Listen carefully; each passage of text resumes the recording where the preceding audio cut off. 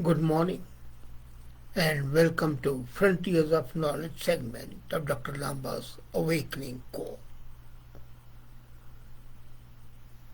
What's happening in the geopolitical situation is sometimes frightening.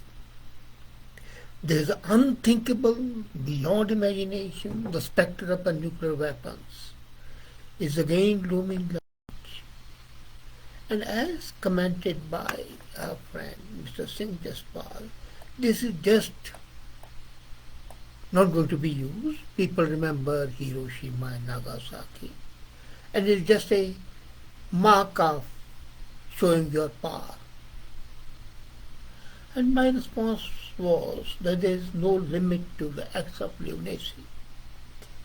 What happened in the concentration camps, what's happening in China, is a pointer that the evil within man can have unlimited approach. And that was evident from the recently concluded conference on the Nuclear Non-Proliferation Treaty, NPT. The conference was being held in New York, and last week it concluded. Result: zero, zilch, nada, night. There was no consensus. Now look at the history of the development of the nuclear program, say, for example, in India. And one of the immediate consequences of the Cold War was that the US attempted to reduce the influence of India's nuclear and missile programs.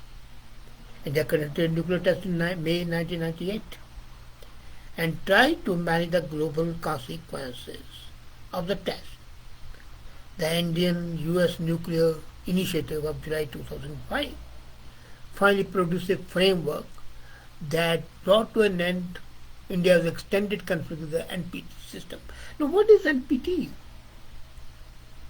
This is basically a club where the haves of the nuclear weapons don't want the non-haves to have them. But look at it. Today, practically all advanced countries have it, apart from the big four. China has it. Of course, it is in the big four. Israel has it. India has it. Pakistan has it. Korea has it. South Africa has it. Israel has it. So the completion of the nuclear deal with India and US is a hallmark because it gave India the freedom to develop its nuclear arsenal and resume nuclear cooperation with the rest of the world, which it was blocked since the first test in May 1974. Now imagine, since 1974 India had been banned, and now it was allowed to have its nuclear arsenal. It was practically. And today, India's independent foreign policy appears to be growing, as it has not bought a single reactor from USA or anywhere else, nor has it become a much feared junior partner of the US. Now, this irks USA. USA was thinking that it would do something. But then, USA did not reduce its arsenal, nor did Russia do. In the beginning, when the NPT was signed, both the countries reduced their arsenal appreciably. And the 10th review session, which recently concluded, now what are the challenges being faced? That is a major thing. And the most important thing is that we are forgetting the first challenge, which haunts anybody about the return of nuclear weapons, not clearly, but implied. Now, in the geopolitical situation, the implications, the hidden things are much more important than what they are stated in the public. The main sponsor of NPT were America and Russia, and now both are having divisive attitude. There's a deepening divide between both the countries. Even at the height of Cold War, there was always one major area of cooperation between USA and Russia. Both strongly supported NPT, non-proliferation. Now, this area they are not talking about.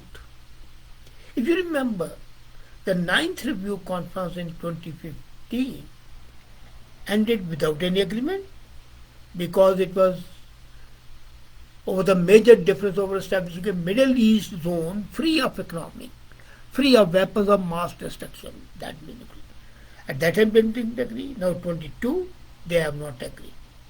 Now what happens? Iran has already developed a weapon, and as I wrote today morning, that major winner in this war, Ukraine-Russia war, is not USA, not Ukraine, not Russia, but Iran. Now Iran, which was supposed to be pariah, an outcast, is today being wooed by Russia, and is also being wooed indirectly by Joe Biden, America. So this is the first fear, that this closure of the gap, or rather deepening of the gap between Russia and America can have dangerous consequences, and that will encourage further proliferation. And even those countries, like Iran didn't have it, but now it has it.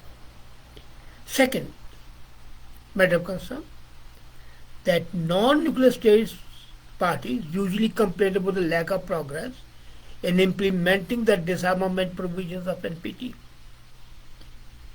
And the major powers put greater emphasis on the strategic utility of nuclear weapons.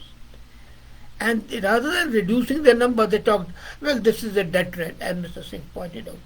Now, tell me, it's a deterrent. But at one time, the President of USA and the President of North Korea, they were talking of the buttons.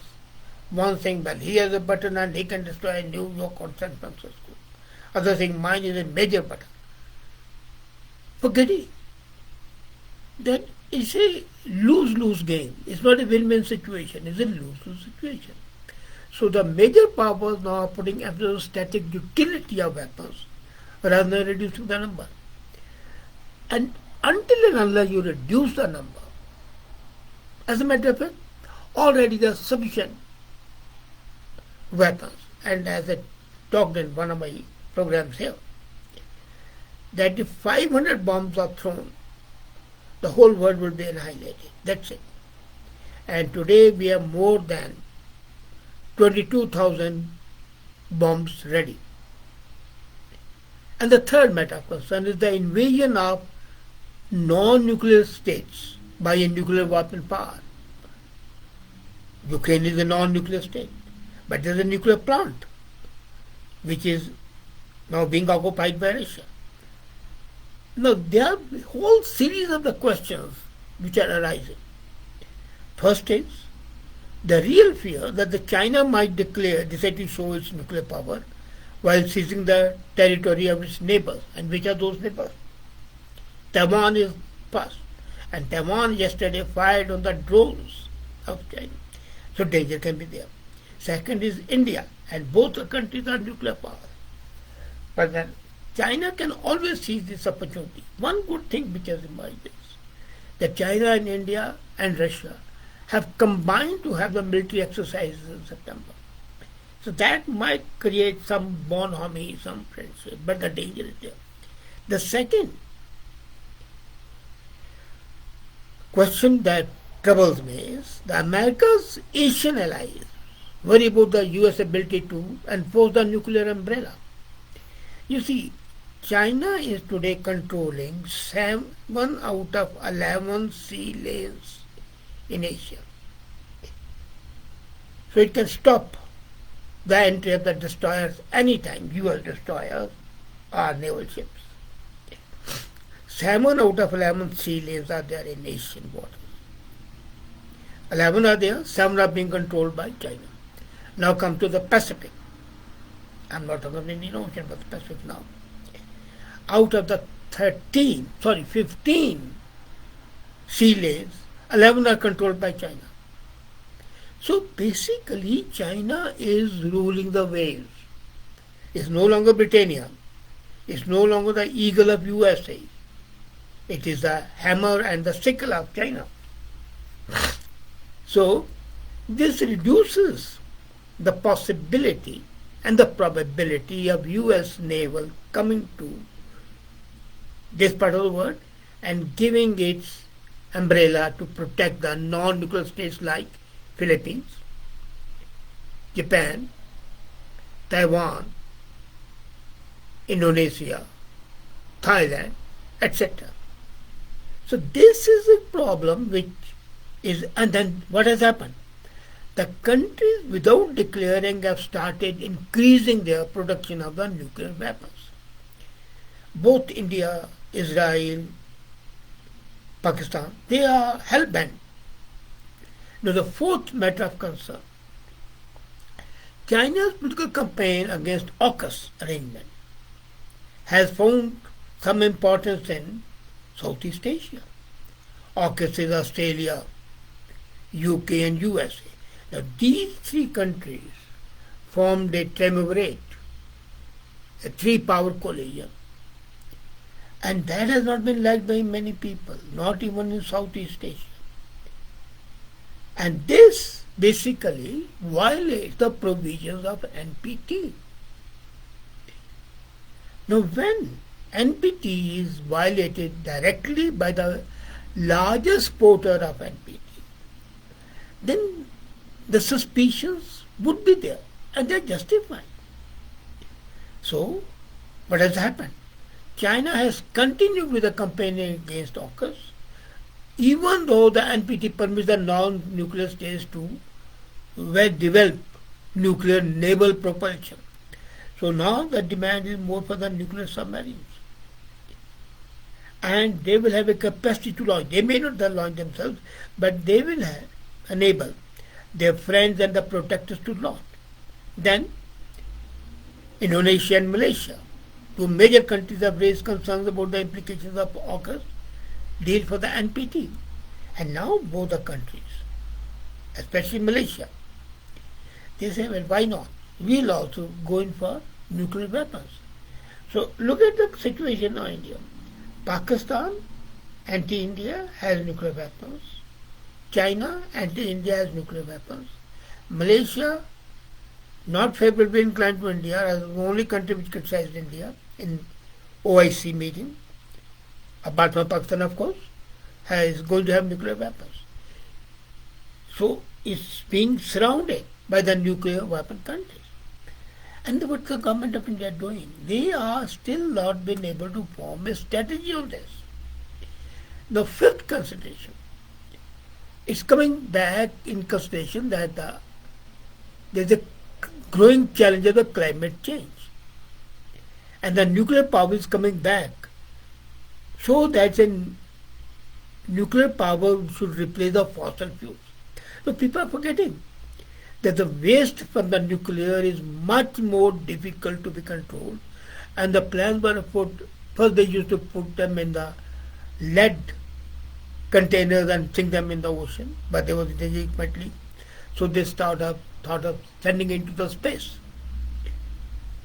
So the fear, or rather the hope that the nuclear technology can contribute to it as the climate change, is not being favored. And a group of 12 countries has emphasized that to meet SDGs, nuclear power should be used. But then, now what is the implication of the unfolding global discourse, say for India? India has to find ways to end the current halt of its civilian nuclear power generation. 50 years back, India commissioned Asia's first nuclear power station, and even today the total generation is 7,000 megawatts. It doesn't need to produce more nuclear weapons, but the nuclear reactors have to be increased. And the historic civil initiative meant to open up international collaboration has to be boosted. Now what has happened is India passed very, very stupidly, and I had told Prime Minister Manmohan Singh at that time, don't do it. This is Civilian Nuclear Liability Act of 2010. It's impossible for the private players, whether internal or external, to contribute to the India's nuclear program. So law needs to be revisited. Now one thing is there, NPT has to be signed, and we need to have an international watchdog, an ombudsman who will keep a watch on all the bomb manufacturers and the potential bomb manufacturers. And all this talk of the sanctions and everything is not going to help. It is going to be persuasion. It's going to be negotiation and an assurance that they will not be used. And how do you assure people? Destroy your own nuclear weapons. There should be a graded program that every year each country destroys at least 20% of its nuclear arsenal, or convert that into civilian use. Now the biggest problem is that all these nuclear weapons are based on fission. What we need is, and then one very good achievement has been there, which people have not talked about, that the possibility of fusion would be much more. So if the fissionable nuclear arms can be converted into fusionable ones, the problem would be solved. But the most important, the liquidation of the present weapon has to be there. And that's possible. It's happened once. It can happen again. Of course, it happened only USA reduced its 2000 by 2,500 bombs. Russia did it by 3,000 bombs. But even now, there are more than 9,000 bombs each. So, this has to be done, and there has to be an internationally acceptable body which oversees this program of the complete denuclearization of weapons. But nuclearization for power, yes. Thank you.